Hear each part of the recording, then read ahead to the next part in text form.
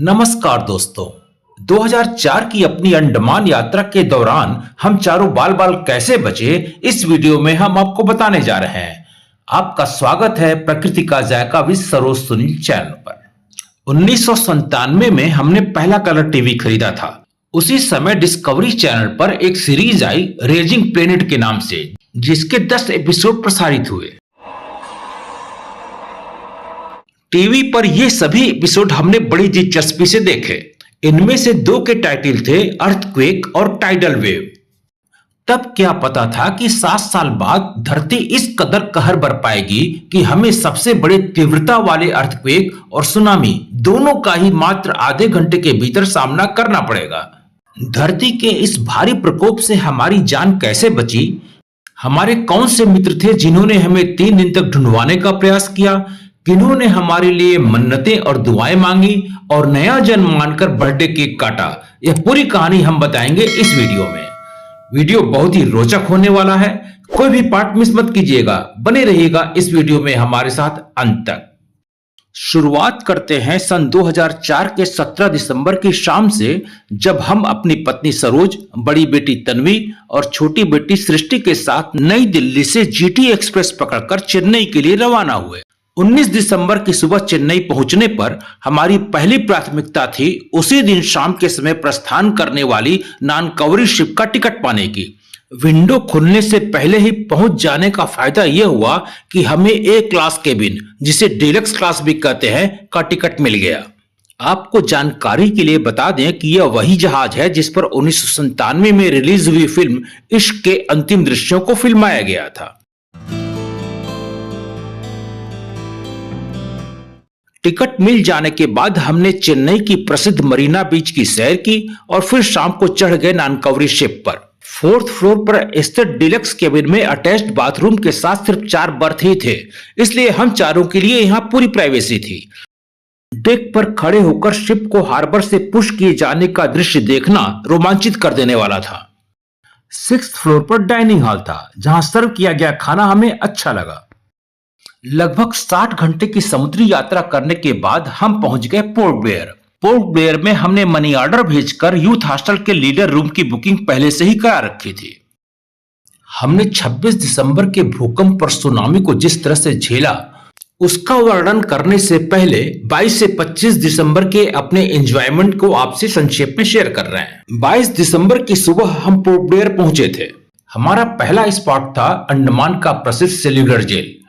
इसके बारे में आपको पता ही है कि ब्रिटिश सत्ता के खिलाफ लड़ने वाले क्रांतिकारियों को काले पानी की सजा के बतौर एक पतली सी काल कोठरी में यहाँ पर रखा जाता था और उन्हें यातना दी जाती थी। उसी दिन शाम को हमने यहाँ लाइट एंड साउंड शो देखा। अगर आप पोर्ट ब्लेयर जाएं तो यह शो अवश्य देखें।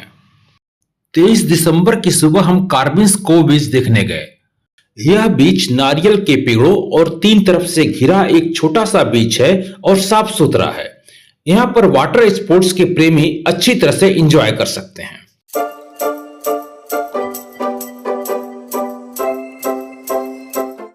पोर्ट ब्लेयर से 25 किलोमीटर की दूरी पर है चिड़िया टापू।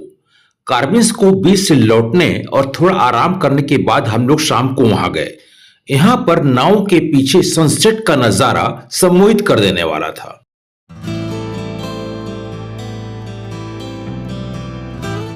यह पता चलने पर कि नानकवरी शिप 27 दिसंबर को चेन्नई की वापसी के लिए सेल करेगी, तो 24 की सुबह विंडो खुलने से 3 घंटे पहले ही एक जेट्टी पर हम पहुंच गए इसका टिकट बुक करने के लिए।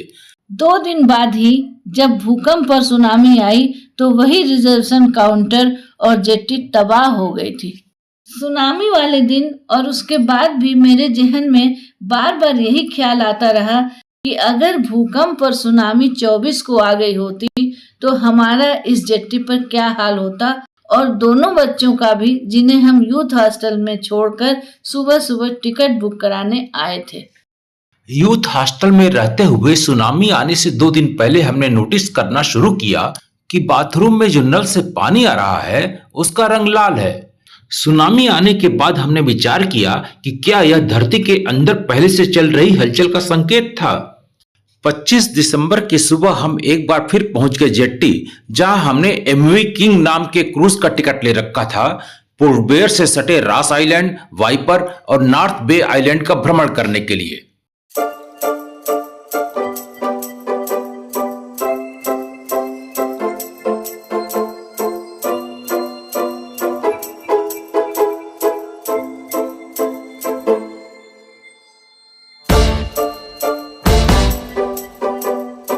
जब मेरी बेटी सृष्टि रास आइलैंड के इस रॉक पे खड़ी थी तो मैंने उसे बताया कि तुम्हारे ठीक पीछे की दिशा में इंडोनेशिया है। तब मुझे क्या पता था कि अगले दिन वहीं से और उसी दिशा से सुनामी की लहर आएगी और कहर बरपाएगी। आपकी जानकारी के लिए बता दें कि यह स्थान भारत के मेनलैंड के बनिस्बत इंडोनेशिया के मेनलैंड के करीब है। रास आइलैंड से क्रूज में बैठकर हम पहुंचे नॉर्थ बे आइलैंड, जो कोरल रीफ और स्कूबा डाइविंग के लिए फेमस है। जब मैंने और बच्चों ने स्कूबा डाइविंग करने के लिए सोचा तो सरोज ने मना कर दिया क्योंकि उन्हें पानी में डर लगता है।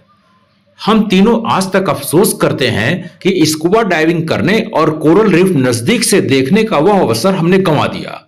इसके बाद मैंने कोरल जरूर देखा, लेकिन धरती के नीचे नहीं, धरती के ऊपर लंदन सी लाइफ एक्वेरियम में। अगर आपको यह वीडियो पसंद आ रहा है तो आपसे अनुरोध है कि आगे देखने से पहले इस वीडियो को अभी लाइक कर दें, और अगर आप इस चैनल पर पहली बार आए हैं तो कृपया इस चैनल को सब्सक्राइब कर दें। साथ में बेल आइकन भी प्रेस कर दें ताकि आगे अपलोड होने वाले वीडियो का नोटिफिकेशन आपको तुरंत मिल जाए।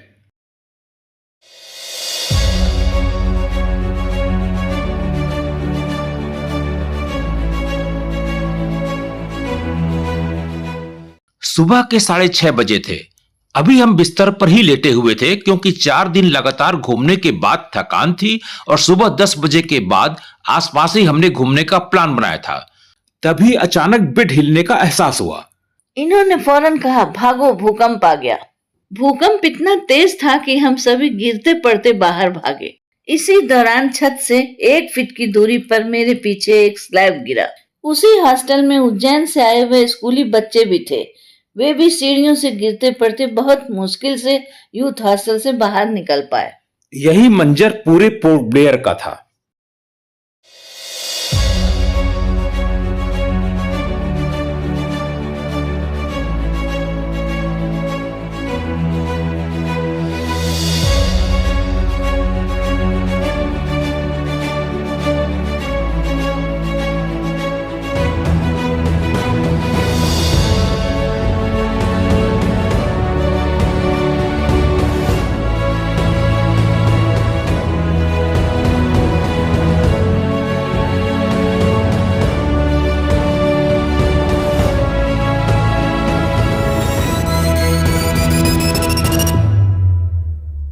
अभी हम सब और स्कूल के बच्चे, कुछ उनके पेरेंट्स और टीचर्स सुबह 7 बजे के लगभग यूथ हॉस्टल के बाहर खड़े ही थे कि हमारे सामने साइकिल से गुजरने वाले एक व्यक्ति ने बताया कि समुद्र से पानी आ रहा है।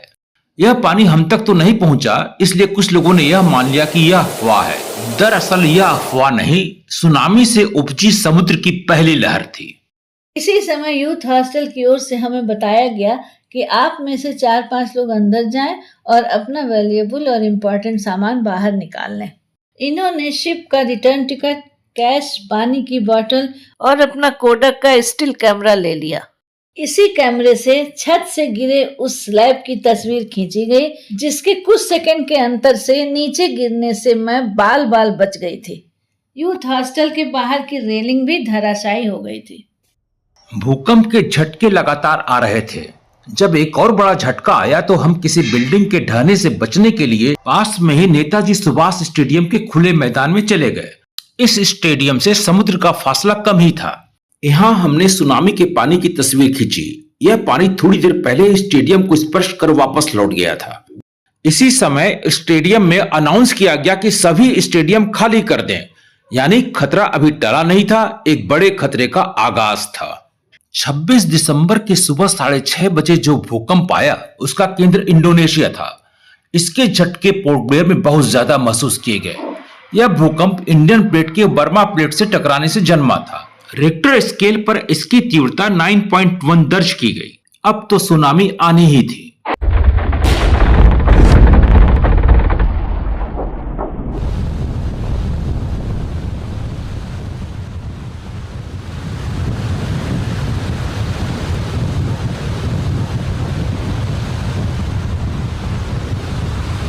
पहले तो भूकंप से ही जान माल को काफी नुकसान हुआ और उसके बाद सुनामी से।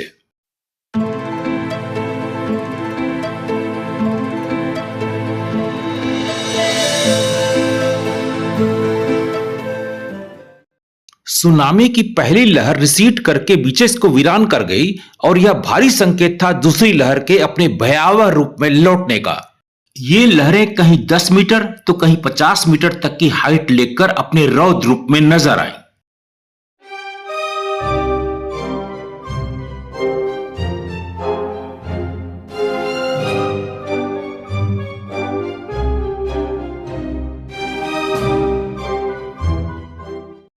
इसके पहले कि इन लहरों का हम सामना करें, हम सबने स्टेडियम खाली कर दिया।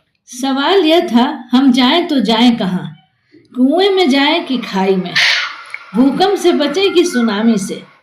भूकंप से तो तब भी बचने की संभावना थी, पर तांडव मचाती लहरों से तो बिल्कुल नहीं। इसलिए हमने स्टेडियम के बाहर ही ऊपर जाने का निर्णय लिया, क्योंकि यहाँ पर छोटी सी पहाड़ी थी। यहीं पर नारियल और सुपारी के पेड़ों से घिरा एक ऐसा घर दिखा जिसके आगे एक बड़ा सा लॉन भी था। यूथ हॉस्टल के हम सभी 30-35 लोग वहीं बैठ गए। जिनका घर था उन्होंने भी दिल खोलकर हमारा स्वागत किया और अपने ड्राइंग रूम में भी बैठने की जगह दी। यहाँ ट्रांजिस्टर पर प्रसारित होने वाली खबरें हम सुनने लगे। खबरें सुनने के दौरान ही भूकंप का एक जबरदस्त झटका लगा।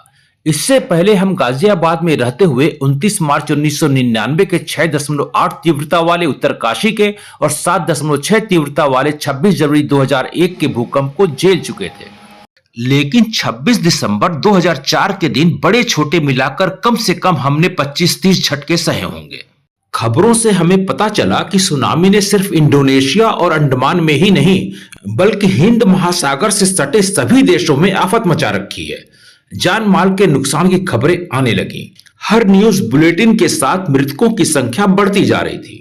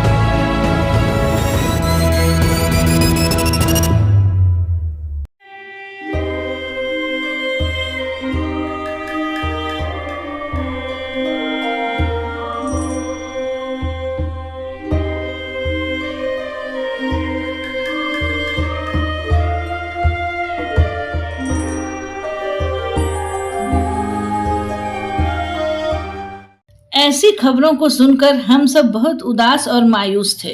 मेरे मन में इसका ज्यादा गहरा असर पड़ा और शरीर भी शिथिल हो गया था। लगभग 12 बजे हम लोग यूथ हॉस्टल लौट आए। अब सभी बच्चों को भूख भी लगने लगी थी। लंच का इंतजाम करने के लिए मैं उसी रेस्टोरेंट की तरफ बढ़ा जहां रोज जाता था। रेस्टोरेंट इसी तिराहे के पास था। सबसे पहले मेरी नजर रास्ते की इस सड़क पर गई जो भूकंप की वजह से फट गई थी। मोबाइल नेटवर्क ने काम करना बंद कर दिया था, इसलिए एक एसटीडी बूथ से अम्मा पिताजी और अम्मा पापा जी को फोन कर बताया कि हम लोग यहाँ सेफ हैं, क्योंकि हम जानते थे कि ऐसी खबरों को टीवी पर देखकर उनकी मनस्थिति क्या रही होगी। लेकिन इसी के बाद जब मैंने दिल्ली विश्वविद्यालय के अपने ऑफिस में कांटेक्ट करने की कोशिश की तो नेटवर्क ठप हो गया। शाम तक भी वहां फोन नहीं लग सका। रेस्टोरेंट में मेन्यू के अनुसार डिशेस तैयार करना और सर्व करना ऐसे समय में संभव नहीं था। ओनर ने बुद्धिमत्ता दिखाते हुए सिर्फ वेज बिरयानी तैयार की थी और इसी को मात्र 20 रुपए में सैलानी को दिया, उसी रेट पर जो रोज का था। उन्होंने आपदा में अवसर तलाश कर 20 रुपए का 40 रुपए नहीं किया था, जैसा कि अक्सर नॉर्थ इंडिया में होता है। लगभग 2 बजे पोर्ट ब्लेयर के लोकल ऑल इंडिया रेडियो से प्रसारित किया गया कि नानकौरी शिप अगले दिन चेन्नई के लिए डिपार्चर करेगा, पूर्व निर्धारित समय से 2 घंटे पहले। यह सुनकर हम सब ने राहत की सांस ली। संयोग से उज्जैन से आए सभी लोगों का रिटर्न टिकट भी इसी शिप का था। शाम के समय मैं सृष्टि के साथ सेल्युलर जेल की तरफ गया। वहां देखा कि समुद्र की दिशा से कुछ बोट्स इस बाउंड्री वॉल के ऊपर से उछलकर सेल्युलर जेल के सामने आ गिरी हैं। यहीं लोगों से बातचीत करने पर पता चला कि पोर्ट ब्लेयर की कुछ जेट्टी, उनके साथ लगे नाव या क्रूज, जिसमें हम लोगों का यह क्रूज भी शामिल था, चिड़िया टापू, Ross island, little Andaman, Campbell और अन्य कई आइलैंड बर्बाद हो गए हैं। यहाँ के इकोसिस्टम पर कितना असर हुआ, इसे रॉस आइलैंड के एक पुराने चर्च के सुनामी से एक दिन पहले की इस तस्वीर को और जनवरी 2023 के उसी चर्च की इस तस्वीर को देखकर आप समझ सकते हैं। इसलिए सुनामी के एक हफ्ते बाद की यह हेडलाइन गौर करने लायक है, Andamans will never be the same. हमने यह भी देखा कि सेल्युलर जेल के सामने टूरिस्ट अपने होटलों से निकलकर फुटपाथ पर सो रहे थे, क्योंकि भूकंप का झटका कभी भी आ सकता था। इसी चिंता में हम डूबे हुए थे कि हम सब कहां सोएंगे। रात के 8 बजे यूथ हॉस्टल और नेहरू युवा केंद्र के एक अधिकारी आए, जिनसे हमारी रोज मुलाकात होती थी। वे सुबह से पोर्ट ब्लेयर और उसके आसपास राहत कार्यों में लगे हुए थे।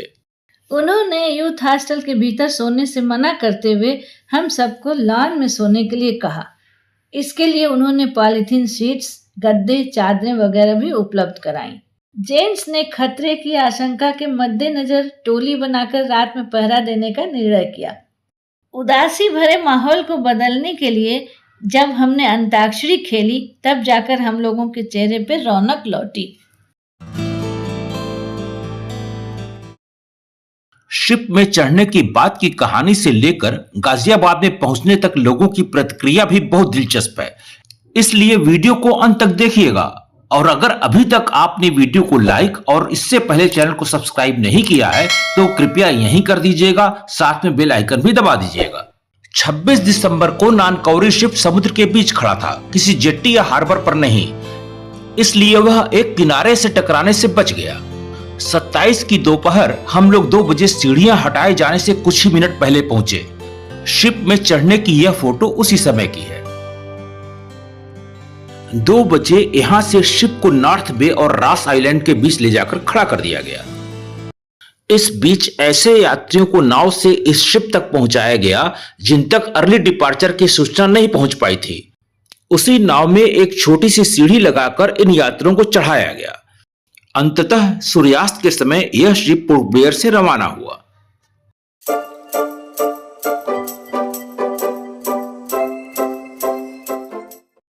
पोर्ट ब्लेयर से लौटते समय इस समुद्र की लहरों पर से गुजरते हुए थोड़ा डर लगने के बावजूद हमारी यात्रा सुखद रही।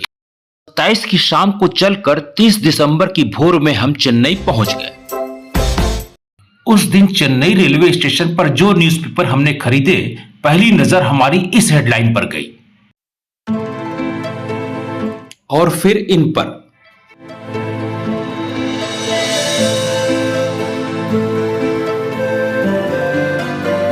यह हेडलाइन भी बिल्कुल सही थी, क्योंकि हमने तो पोर्ट ब्लेयर में भूकंप 6:30 बजे झेला था, जबकि सुनामी की लहरों ने हवाई जहाज की स्पीड से चलकर चेन्नई और कन्याकुमारी को 8 बजे हिट किया था। उस समय तक सुनामी का वार्निंग सिस्टम हिंद महासागर में मौजूद नहीं था और न ही भारत में डिजास्टर मैनेजमेंट।